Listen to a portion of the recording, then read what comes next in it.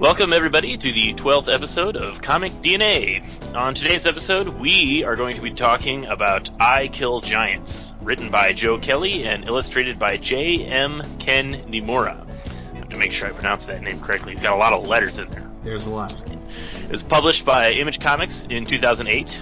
I am Aaron Walther, and with me is Luke Thompson-Moritz. Hello, thank you. And for today's episode, we are joined by a very special guest, Mr. Jon Parrish. John, thank you for being with us today. Thank you for having me. Oh, excellent. So, before we start to talk about I Kill Giants, I just want to take a few minutes to talk to John and also kind of explain what we're doing here. I had said before on a previous episode of the podcast that we are going to start having more comic book creators on the show, so we can talk about books that we like as creators. I'm kind of including myself in that, but I also want to talk about other people, about what they like and what kind of books inspire them and influence them and so forth. And John and I, we sort of knew each other, or at least we knew of each other through digital webbing, Yes. correct, on the message board. Which that's, for those of you that don't know, that's a website and a message board for independent comic book creators, people who, there's a lot of good information on how to create comics on that website. And so when I decided I wanted to create comics, that was where I ended up. I'm not a very active social media person, so I don't remember how much we would have actually interacted with each other on the website. Probably not much. But we met at C2E2 a few years ago. Yeah. And that is where I got my copy of your book, Secrets and Shadows, which is a very good book, by the way. I really enjoyed it. Thank you. Although thank you. I didn't finish it. I still need to get the last issue from you. But I think I got the three issues you had at the time. Okay, yeah. I have the last, because it was a 6-issue series, so the last 3 issues they're printed up and sitting, so... Oh, okay, excellent. I'll make sure I get those from you, because I really liked the 3 issues that I read. It was a good book. Okay, thank you very much. Oh, yeah. So while we're talking about creators and stuff, John, why don't you just tell us a little bit about how you got into reading comics and like why you like comics, and subsequently then how you got into creating comics. Oh, okay.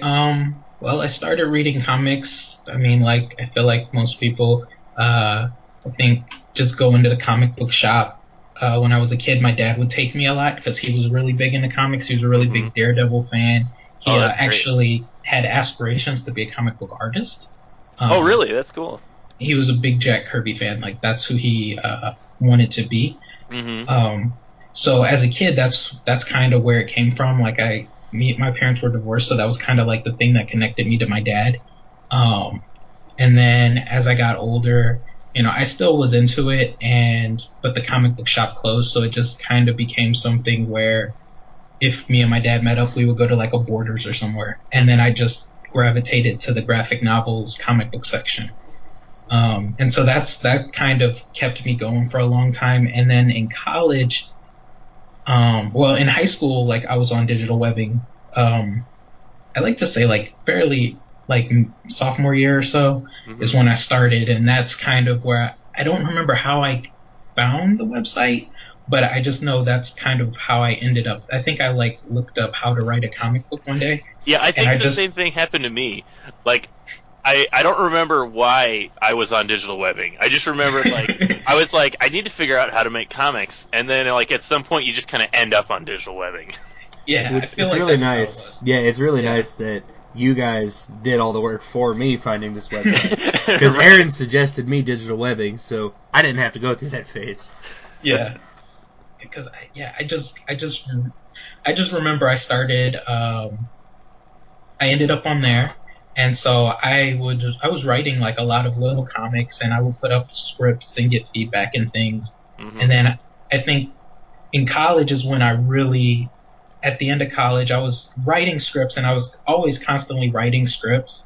But finally, I was like, okay, you know, I'm done with college. I need to make a book. And that's when I finally was like, okay, I'm going to actually create something, and go past simply writing. That was in 2009, was like my last year. So it's been about 5 years, 6 now. That's great. What what books have you done, or what are you working on right now? I had Secrets and Shadows, which you mentioned, which is finished now. Mm-hmm. I have a new book called Cluster. Do you swear? You can say it. Yeah, that's okay. It's called Clusterfuck. And that's on Alterna right now, and we are working on the 4th issue. It's another 6-issue series. Mm-hmm. And those are like the 2 I have right now. And then I have a lot of short stories because after doing 2 large series, I was like, okay, I went into this backwards. And so now I'm going to rebuild, and I'm going to start small and work up. Yeah, like the exact same thing happened to me, like making comics. It's funny, I even read, like, this is the big mistake all comic book creators make. They're like, start small. Every advice says, start small. Yeah. But, when you're, like, eager to do it, and I was like, I just want to make comics, and I got these big ideas, and so I was doing Zero's Heroes, and I had it planned as, like, this big, long, at least, like, 30-issue series, Yeah. I don't know what in the world made me think that was a good idea. So I was like, I'll just do it, and I'll just kind of do it as I can do it. If I'm not the way I've been publishing books, I'm completely self-published. I was just running it as a webcomic, so I'm not really worried about, like, if I'm not really worried about it getting canceled. Nobody can ever cancel it. It's my exactly. book, so yeah. I'm going to do it when I can do it. But the problem is now it's like, I've been about 5 years for me, and it's like, I really wish I had something that was like a complete package, Yeah, like, yeah, definitely. So yeah, I kind of I know exactly what you're talking about, like, I don't know, it's, comic book creator troubles. Most people don't care. but yeah, no, that's great. Yeah, exactly. No, that's great. So, I saw Clusterfuck is on Comixology right now, right? Yes, okay. It's on Comixology under Alterna Comics. Mm-hmm. The first 3 issues are out. I think Alterna also just did I guess they just got their books on Kindle too. Oh, that's so. If you look through the Kindle store, you should be able to find them. Excellent. So yeah, so that's pretty great. But yeah, so they're on Comixology. Secrets and Shadows is self-published, so it's just under my site. So I have a website, and it's just secretsandshadows.net. Okay. And so you can, like, I put the comic up as a webcomic because I just wanted to get it out there so people could see it. Just want people to read it.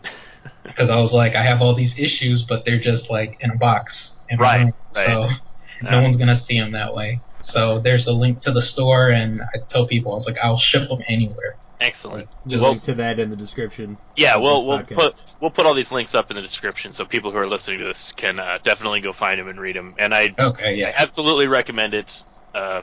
Jon is a fresh, young, new voice in comics. That's how I would professionally describe him. Oh, thank you. That's a nice professional description. Yes. So okay, yeah, that was great. That was great to hear that. So, as I had said, kind of getting back into the podcast that we're doing here now, last month I put out a call to all of my comic book creating friends who were interested in being on the show and talking about comics that they like. And Jon was one of those people. And so when I asked Jon what books he'd like to talk about, one of the first things he said was, I really like this book called I Kill Giants. Yeah. And I was very relieved to hear him say that. Because I have a stack of books next to me that we're going to be doing on the show eventually at some point. And on the top of that stack is I Kill Giants. And if anybody listened to our Deadpool show from 2 weeks ago, you will have heard me mention I Kill Giants quite a few times. So I was excited to hear that Jon also loved the book, because I love it, and I'm excited people love the same things that I love. But I was also very relieved because it was a book that I already owned, so I wouldn't actually have to go out and buy anything new. So, that's the key. That's the key. I am very stingy when it comes to money. Not really. I spend all my money on comics. It's really serendipitous too that it was after we did Deadpool, another Joe Kelly thing. Yeah. We did. Well, Jon, this episode's not on the website just yet, but we just recorded an episode about the an issue that Joe Kelly wrote of Deadpool, which was one of the first big writing gigs that he had in comics. And I repeatedly mentioned in the podcast how much I like this other book, I Kill Giants, and we're going to do it on the podcast. So I'm excited to so I'm excited to be doing it. So as I have said multiple times, I Kill Giants is written by Joe Kelly. He is a writer. If you listen to the Deadpool podcast, you will have heard me kind of go over his history, but he's been a mainstay at Marvel and DC since the mid to late 90s. And in the late aughts, around 2008, Kelly started working on some creator-owned books at Image, and the first one that he did was I Kill Giants. What a good first book. Yeah, exactly. Yeah. The book is illustrated by JM Ken Niimura, who is a manga artist. I don't actually know a whole lot about Niimura. It's hard to find a lot of information about him. I mean, he hasn't done a lot of work for the American comic industry. I just stumbled across his Facebook right before we started and saw a couple of the other books he had been he's done a couple of books in Japan. I thought he was a European artist. I don't think he's released anything in the European market. According to his biography on his blog, I read he was born in Spain. Okay. Oh, okay. Yeah, exactly. I didn't know that. Wow, he was born in Spain, and I watched an interview with him. There's a good interview with him on YouTube of him talking about I Kill Giants and just his artistic process. I thought he had a French accent, which I was expecting him obviously to be Japanese, but he had a European accent. But he does currently live and work in Tokyo. So yeah, he's done some comics in Japan. I think he just had a new one come out that I was interested in reading, but I'm gonna have to see if I can't get my hands on it because he's a really good artist. Oh yeah, yeah. He's definitely got a manga style, but what I really like about his style is that I think it does have a European comics influence to it. I even wrote in my notes that it's kind of manga meets that sort of an art style. It's a good mesh in between. Yeah, sort of. Definitely. So, you know what? Before we start talking about the book, I want to ask you one more thing, John. How did you first get interested in this book, I Kill Giants? Well, let's see. I had heard about it through, I think it was Wizard. I was still looking at Wizards every once in a while. I would pick them up if I was at a store, and they were talking about it, and it was one of the books. And somehow I never got around to it. And the Borders I actually went to with my father all the time. Right before I went to Japan, it was closing. It was shutting down. And so I went and was looking through the books, and I randomly saw it, and I was like, well, I might as well get it now because the store's going to be closed by the time I come back. Right. And so I went and picked it up, and I took it. It was one of the few comics I took with me when I went to Japan. Oh, yeah. Spoiler I read it, yeah. Spoiler alert, John, you spent some time in Japan teaching English, correct? Correct. So that's going to come. John is going to come back for another episode we're going to do in the future, and we're going to talk more about that on that episode. Yeah. That's definitely going to be a big part of that. But we'll keep that a secret for now. But yes. but yeah, I actually read I Kill Giants as it was being published. I've got all the original issues, and it was a time when I was always looking for new books to read, and I was going to the comic book shop pretty regularly, every Wednesday. We've got a lot of good comic book shops kind of in my area. Yeah, we do. Okay. Down in the St. Louis area, the greater St. Louis metropolitan area, a lot of comic book shops. Okay. And one of the things that really struck me about this book was I absolutely loved the cover design.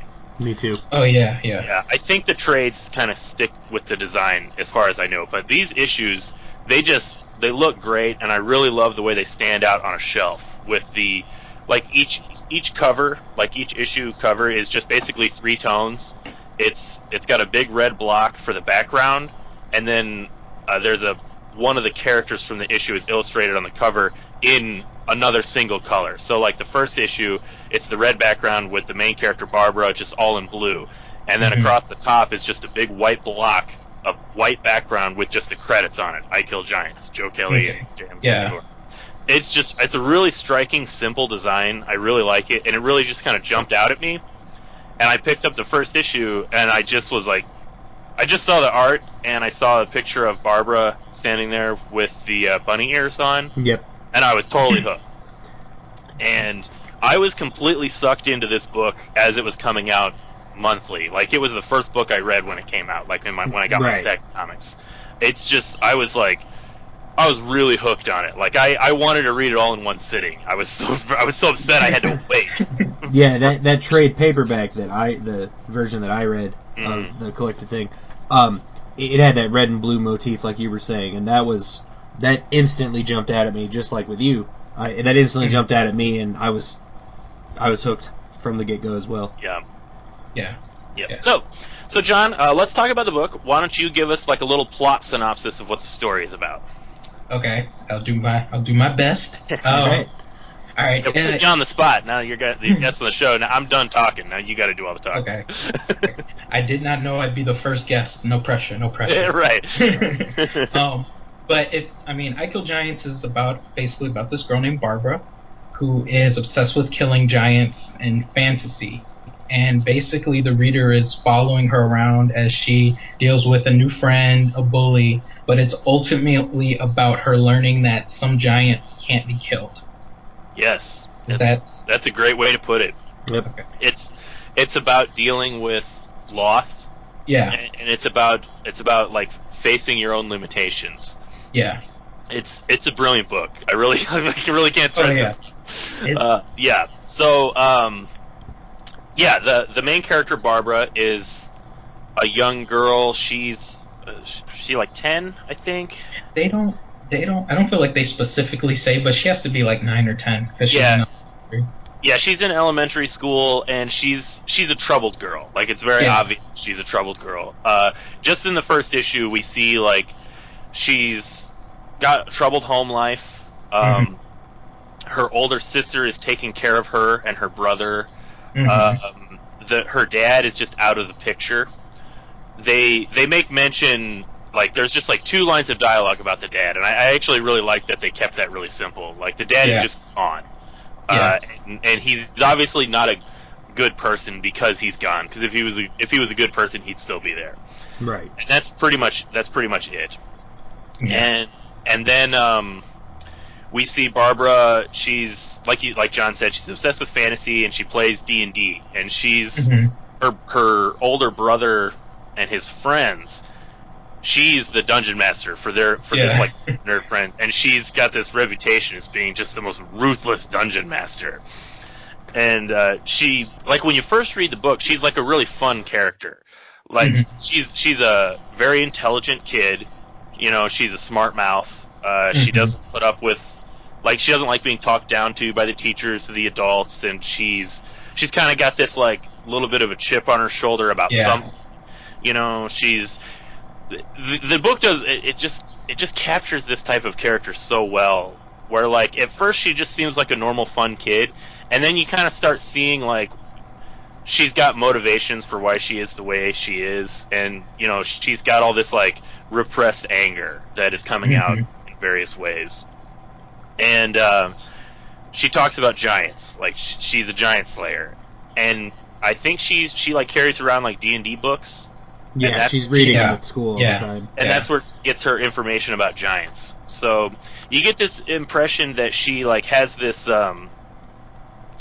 like inability to really separate reality and fantasy. Yeah. Because she talks about the D&D books like it's all real. Right. And so she, like, has all this. She just talks matter of factly, and anybody who doesn't know that they're real is just stupid. Yeah. And she has her hammer. In the pouch, Kovaleski. Yep. The hammer, which she carries around this little, like, heart-shaped. It's like a little handbag, like a little girl's handbag, but she's sewn a little hammer emblem on the heart, and she wrote. I think they showed it. Yeah, in the first issue, she, like, pricks her finger, and she writes in blood the name of the hammer on the handbag, which the name of the hammer is Kovaleski. And so, like, you get into the story, and it's like it's really fun and interesting. It's an interesting kind of character, but I really love the way the first issue ends. With she's talked about giants, and she goes home and she's at her house, and she gets in an argument with her brother and her sister. Like she kills her brother's character off in D&D because he was goofing off. Yeah. And so she won't back down, and all her friends, they get into this argument. Oh, I guess it's before that, when she comes home from school, and she sees upstairs, and she doesn't want to go upstairs. And I really liked all of that foreshadowing to how she was scared of going upstairs. She was scared of going upstairs. Yeah. She thinks there's monsters upstairs. So you kind of pick up on this. What happens is she's moved into the basement. Mm-hmm. It's like a storage closet, or not a closet, but like a little basement room, and she set up her dungeon down there, and that's where she sleeps, and she will not go upstairs. Yep. And it's eventually as the story progresses, every time she kind of gets near the steps, she sees fantasy kind of starts taking over, and she hears a monster wailing her name, and she sees it's shadows and various beings kind of emanating from the top of the stairs, and she just refuses to go up there. And so the first issue ends, and it's pretty lighthearted, I would say. Mm-hmm. You just kind of get this impression of there's something going on. It strung me along really, really well. I was so fascinated by everything that was happening, and I wanted to know what was happening. Right, so, right. Yeah. I liked, too, that all of the, I don't know if it revealed it in the first issue, how all the little creatures she was talking to, the little fairy-looking things, how they were, just really, really faint white outlines. So as the reader, you couldn't really tell if they were real to a degree. I did like that, the art style. Yeah.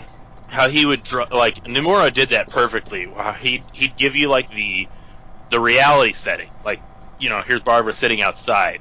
But then you'd have, scribbles all over the page. So it looks like graffiti of somebody went in after he drew the art and just scribbled in little fairies and other things flying around. Yeah. So there's a clear separation of what's real and what's not real.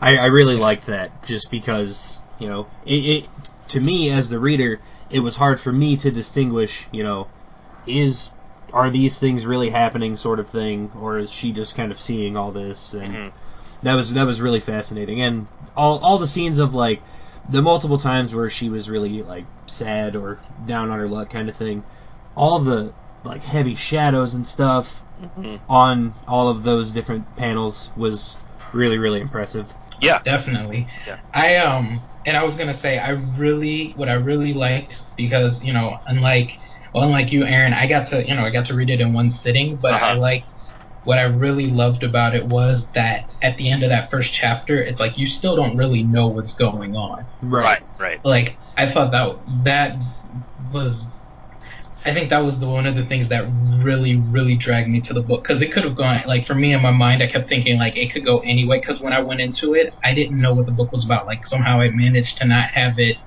spoiled for me. And so I didn't know where it was going, but for me, after reading that first chapter, I was it could have gone anywhere. Yeah, really. the book builds so well. One of the things with this podcast is that we try not to I'm not overprotective about preventing spoilers into a book, but I try not to we're not interested in just reciting the plot for the people that are listening. We actually I actually want to talk about why the book is great and what makes it great. Now, some books with the plot, you got to talk about the plot. Other books, you don't have to talk about the plot as much. This is a book that I think we're going to have to talk about the plot. It's pretty important. So for anybody who is listening to this and is already sold on this book, I would recommend honestly that you can turn the podcast off right now and go buy the book and read the book, and then hopefully come back and listen to the rest of the podcast, because it's really, really, really worth it. But yeah, it starts picking up very, very fast after this first chapter. Yeah, so now with that little spoiler warning out there, we are going to talk about the rest of the book, because there is some important plot elements. Yeah, definitely. Yeah, because so like we said, after like the first chapter or the first issue, it really, I didn't really know where it was going. Like it could have, like you said, it could really go in any direction. Well, I'll just go ahead and say what happens is, as the story progresses, we find out that Barbara's mom is dying of cancer. Yes. And her bedroom is upstairs, and Barbara refuses to see her because Barbara doesn't want to acknowledge the fact that her mom is dying. She doesn't want to have to deal with it in any sort of way. And so she starts processing her dying, grieving mom upstairs. She starts thinking of her as a monster. Like this scary being that's upstairs. And so she hasn't talked to her mom. They don't really say how long it's been, but like she hasn't talked to her mom. And it's like really, when you kind of like figure out what's going on, that because they don't really make that reveal that it's her mom until near the end of the book. But you just keep seeing like there's something up there that Barbara doesn't want to have to acknowledge. She doesn't want to face up to it. And it's so tragic when you find out that it's her mom. Oh, it's heart-wrenching. Cancer. Yeah. Because like, especially when the counselor finally like snaps and just says it. You have to go see your mom. Yeah. now. Yeah. It's built so well. Like we were saying, it's throughout the whole series. They're just building this whole. There's something that Barbara's not admitting to. There's something that Barbara just won't fess up to. And she's seeing the school counselor, and then when the counselor finally says that, like, it's time to see your mom. Your mom's dying. Oh man, it hits you so hard. Oh yeah. So that's basically like really what this story is about. It's about it's about Barbara dealing with, or Barbara's inability to deal with her mom dying. Yeah. And so she's escaping into this fantasy of playing Dungeons and Dragons, and she's obsessing over giants. How she can kill giants, and she's going to kill any giant that comes near her. And actually, I'll go ahead and say, so she's obsessed with killing giants. How many giants do you guys think are in this book? Like, how many giants does Barbara have to deal with? Oh wow. Well, there's the first obvious giant is the bully. Yes, of course. So I forgot her name, but was it it's like I was gonna say Miss Taylor, maybe? It's Taylor. Yeah. Taylor. Okay. Yeah. Yeah. So one of the first giants that Barbara has to deal with in the book is Taylor, which is a big girl. She's chubby and she's tall, and she picks on Barbara because Barbara's a weirdo. Often. Picks on Barbara often. Yeah. Yeah. And like so you have this bully dynamic going through the story where Barbara's not fitting in at school. She doesn't really have any friends, and she's getting picked on. Yeah. And so that's one of the giants. Is the bully that's picking on her. The other giant obviously is her mom. Like just her mom dying is a metaphorical giant that she's having to deal with. Yeah. That's the big one. That's the one, obviously. I would also say that the you could maybe. I mean, I guess it depends on how English literature class you want to get about this when you start talking about how many giants are in the book. Because you could also maybe say that the school counselor is a giant because Barbara doesn't really know how to deal with. Yeah, she doesn't know how to handle her because she just because that's another one where the counselor just keeps trying to get close to her, and the counselor is like just wants to help her, and Barbara just keeps shutting her out and rejecting her outright. So I mean, even to a degree, her friendship with Sophia too, in a way, like that's lesser so giant. like it's more so letting herself get attached to Sophia. Yeah, and that whole dynamic. So so I guess 4. Well, I was going to say 5 technically, and then there's the tornado at the end, which is a literal giant. Yes.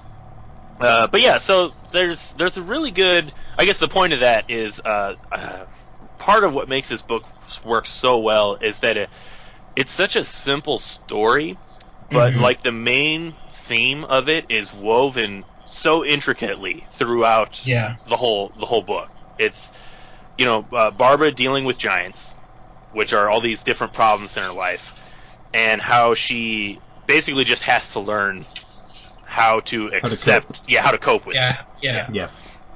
Yeah. So that's really why I love this book, is because it's such a good like character piece, but it's just so flawlessly told. It almost feels like effortless. Like the book doesn't feel dense. It doesn't feel too complex, but it is so like I said, just to repeat myself, seamlessly and effortlessly mixed together, that when you read it, like you really feel like when you get to the end, it feels so weighty. Yeah, it does. Yeah. And Kelly makes you. It makes it almost believable that these things are really happening, because there's. I can't even put it into words, because me, I didn't know a thing about this book. Yeah, I didn't even tell you like what to expect. All I said was a single thing. You told all me I said was it's called I Kill Giants, and it's written by Joe Kelly. That's all Luke knew going into it. Okay. Yeah. And seeing all of these things, like I'm reading it and going, oh man, it's actually this little girl who fights giants and blah blah blah. And then all the other events of the end of the story happened, and it just my heart shattered. Yeah. I felt for her. I wanted to give her a hug. It's an emotional book. Very, very emotional. And I think what really helped it for me is that it stayed, I want to say like down to earth enough or grounded enough, because I don't know, when I first read it, like, or at least like you see the first chapter and you kind of see the title I Kill Giants. For some reason, like I thought it could have gone into like all of these different ways. It could have been like one of those like those old 90s movies where the kid like goes into a portal and deals, like a page master. Or that's what I thought it was going to be. That's what I thought. Yeah. Go ahead, John. Oh, or it could have been like a Secret Life of Walter Mitty type thing, where it's like she just daydreams away, and it just kept it really fairly just grounded and in the present. And then it's just like, you have to deal with it. You have to face it like she does, and you just see all this stuff. And when they get to the part where the counselor just is like, you have to deal with this, your mom is dying, it's just like, oh my god, like it just hits so much harder, because you've just been with this character, and it's not in this detached way where she's like flying or fighting dragons or something. You know what I mean? Yeah. Well, yeah, that's again, talking about like what makes this book so good was all the fantasy elements worked really well. They were just visual metaphors. Yeah. For what Barbara was dealing with and how she was escaping from what she had to deal with. So when the book starts, you're exactly right, John. When I first read it, I was like, okay, what's going on here? Like, she's talking to these fairies, and she's talking like giants are going to come. It could be a really like I'm going to avoid using words like good or bad, but a very specific type of story could have taken that first issue and like you said, just gone in like a really cheesy direction where it just like, the fairy universe just melds into reality, and now Barbara's going to be the one to save everybody because she knows Dungeons and Dragons rules. She can see them. Yeah. It could have gone in that direction, but it didn't. It kept it all metaphorical. And so it was basically just a bunch of like artistic visual flourish that really helped you to flesh out like the emotional underpinnings of the story, but at the same time it also kind of distracted you from what was really happening. Yeah, from what was really happening. So that when you realized what was really happening, like you felt it more. Like you could this story could easily be done like I sincerely hope that Joe Kelly and JM Ken Niimura like sold the film rights to this instantly, because this would be so way easy to do as a movie, because you could keep you could do it on a low budget and keep the special effects pretty simple, because it doesn't have to look real, because it's fantasy. It's Barbara's fantasy. I mean, you could even go like classic live footage mixed with animation if you wanted to. You know what I mean? Kind of like a Roger Rabbit. Yeah, exactly. Like there's so many ways to do this story, and I think it would work so well. So I sincerely hope that they got some money selling this, because somebody could make a really good movie out of this, but they don't have to, because the book exists, and the book is perfect. It's a good book. But yeah, so we were. Let's see, what were we just talking about? Just how it didn't go, it could have gone like a more cheesy cliche, you know what I mean? Yeah, exactly. It stayed grounded. It could have easily went the safe route, like you were talking about, how there was this molded reality, but they didn't. They stepped out of the box and obviously knocked it out of the park. Yeah. So, well, yeah, because they kept it an emotional story about real people in real situations, and Barbara's. As you're reading the story, you're getting this understanding that the fantasy really is just all Barbara's fantasy. It's not a fantasy within like the world of the book. It's all just it's all just how Barbara is dealing with the loss that she's going to have to face. Mm-hmm. And I really appreciate that. Like I really appreciate. I think that is one thing that. This is why this is such a brilliant comic book, is because it's something that, like, I don't think it would work as well in prose. And I actually would maybe say this is something that would maybe work in comics more than a movie. I'm sure you could make an interesting stylized movie out of it, but this is such a great... this story is such a comic book story. Like, it's something that just only works in comics. Because, like, the story as it's told, like, in the text...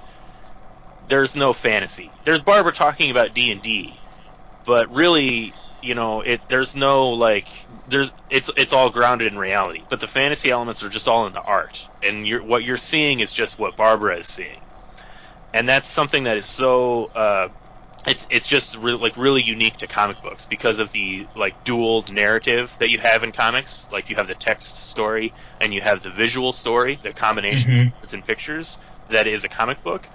And that is what makes this such a great book. I mean, I really maintain that this is one of the best books published in the last 10 years, and I would actually put it on my list of like top, like perfect representations of the medium. I really, really love this book. Oh no, I was just gonna say, one thing I like about this book, or the one thing I always say about this book is like, wow, like, you know, when I wanted to write comics and I read books and it was like, oh, this book inspires me, like, you know, like the Why the Last Man or like books like that, I'm like, oh man, those books are really cool. Like, I look at that as like I Kill Giants is the book I aspire to write. Like that, if I could write something as good as that, like I wouldn't have to do anything else. Like if I could get nearly as good as this. Yeah, no, yeah, I Kill Giants is definitely a book that is on my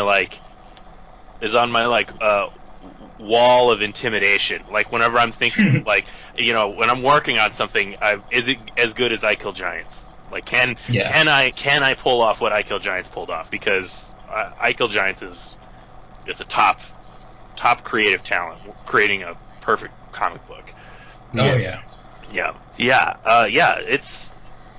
It is a great book. I think I also really So we were talking about.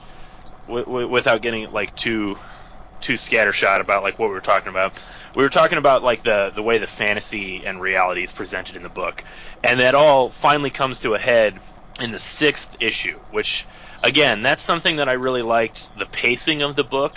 It's a really perfectly paced graphic novel. Like each issue, you're getting like just like one step closer to the climax. It's a quick read. Like the whole book is a pretty quick read. I just read it today, right before this, and I read it in like an hour and a half. Yeah, it's not like really dense, but it feels dense. Yeah, because it's so emotionally dense, and I think each chapter is just like perfectly paced. So you're just getting like a little bit more into Barbara's like psychological state, and a little bit more into the reality of what's going on around them, and that builds up to the 6th issue, the 6th chapter, where the giant shows up. Yeah. And, and the Titan, because she talks about the difference between giants and titans, and how titans, she didn't even believe titans existed, which was such good foreshadowing. Yeah, that's really foreshadowing. Well, because she doesn't.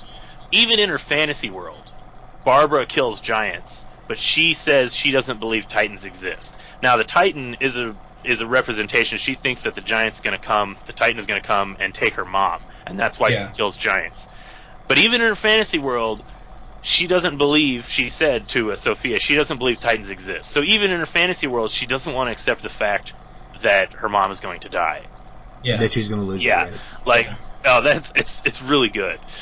And so you build up to the 6th issue, and it's just the big action scene with the giant. Barbara pulls out her hammer. Which, for the record, I we didn't talk about Kovaleski.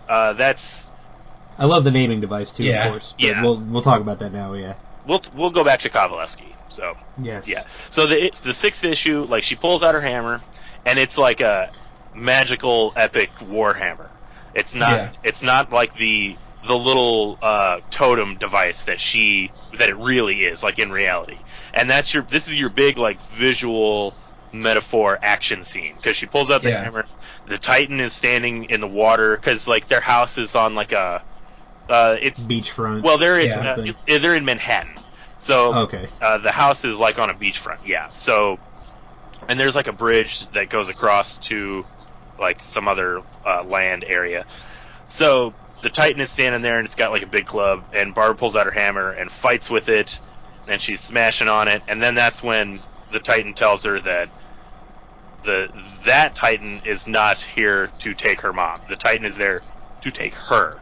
Because Barbara keeps saying, "I'm not going to let you take my mom. You can't have her." And then the Titan responds with... And she beats the Titan. And this is like her triumphant moment, where she says, "I beat the Titan, now you can't take my mom." And the Titan says, I'm not here for your mom. I can't do anything about your mom. And the Titan says, I'm here to take you. And there's absolutely nothing you could have done for your mom. Absolutely nothing. And then the issue ends with her essentially killing the Titan, and then she disappears. And, like, there's, like, the way the art is drawn, like, it's like a thunderstorm, and there's, like, rain everywhere, and it's the water's splashing everywhere, and it just ends with Barbara gone. What I really like about that is because that it's a really powerful, it's a really good issue, but that's still leading up to, like, that's the big climax. That's the big climax, but that's not the emotional climax. The emotional climax then comes in the following issue, where Barbara, like, having fought with the Titan, she's come to terms with everything. That she's accepted the fact that life happens, as it were, and you can't control everything, and you have to just learn to accept things that you don't like, and accept things, and just basically just, like, still be the best person you can be, kind of a thing. You can't let it get you down. Exactly. That hard. Yeah.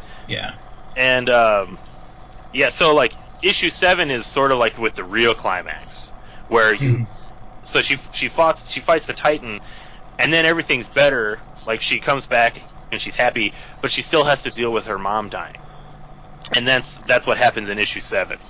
And her mom finally dies, but she's okay because she's learned how to deal with it, and she, like, reconciled with her mom before. That was such a touching scene of her going up to her mom's room. Oh my god! Laying down with her, and her mom, like, wakes up with her in the bed. Oh my god!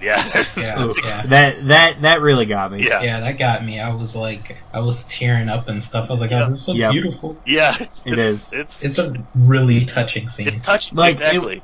It was touching, and it was nice that, like, she didn't even have a remote bit of hesitation once all this happened. She just walked up, hopped in her mom's bed, and everything was better.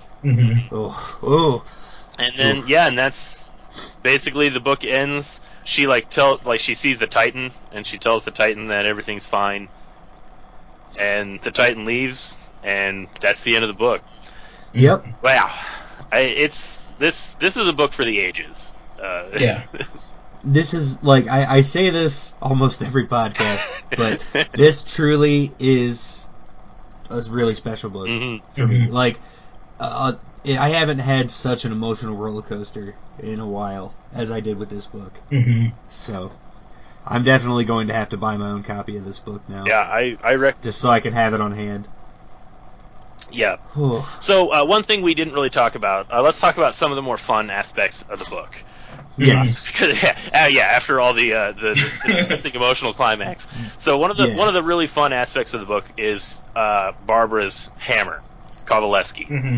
Yes. And I liked the source of the hammer because it shows Barbara she's a young, impressionable girl who is.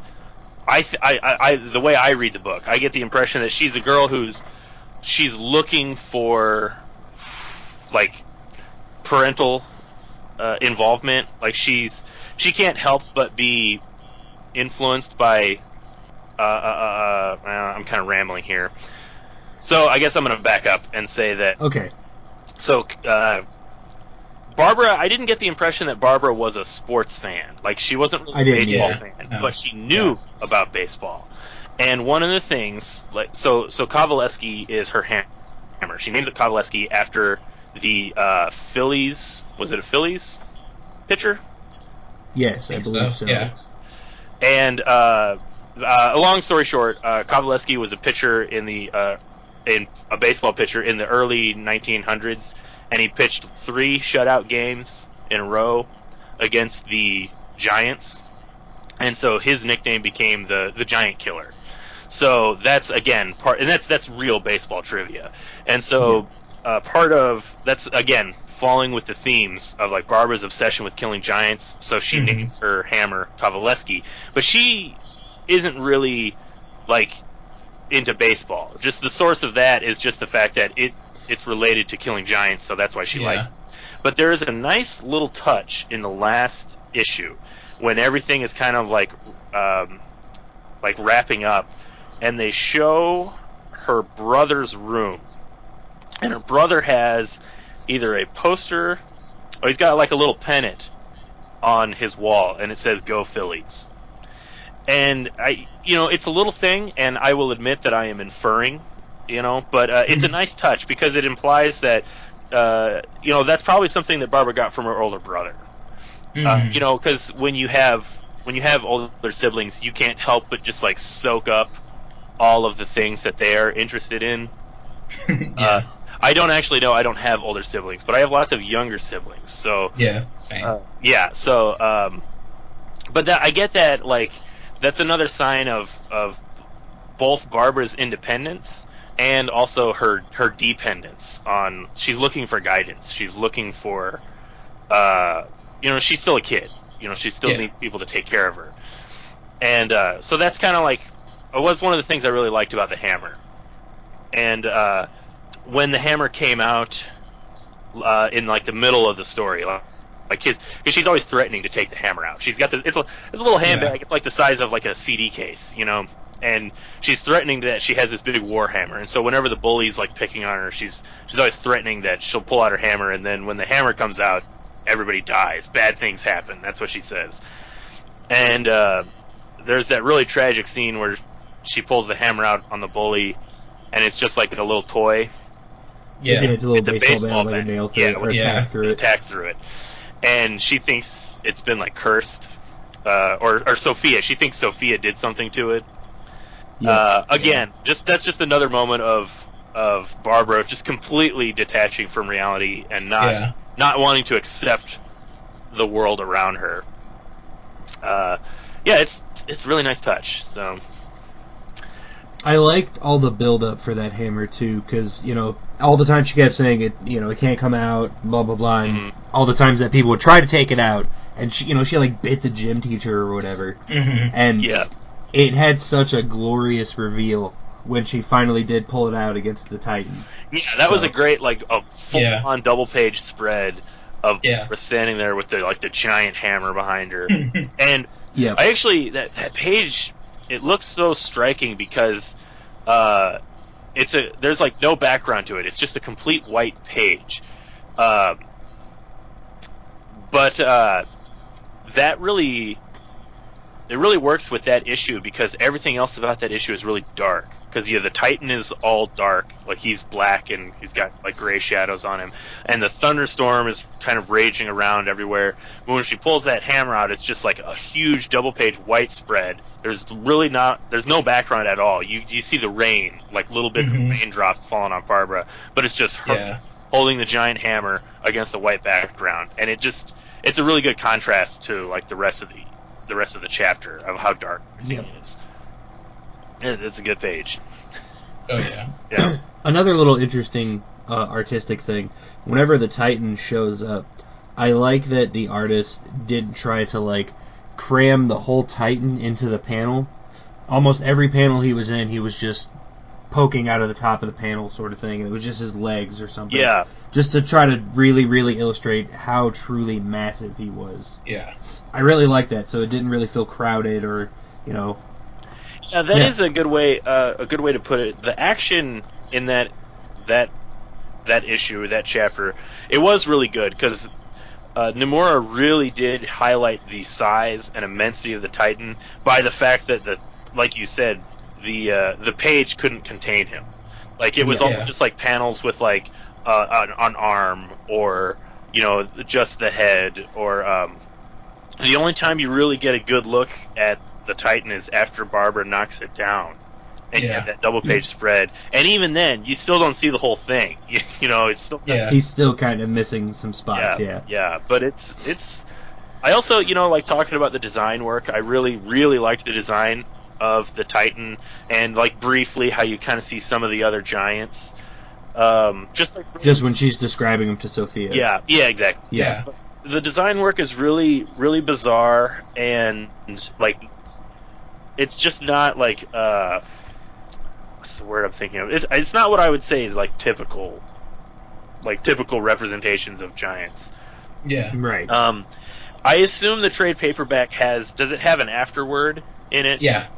Because in the 7th issue, there's I also really like that they put this in the issue too. There's a big afterword where Joe Kelly and Ken Niimura are just talking about everything that went into the book, the design and the story and stuff.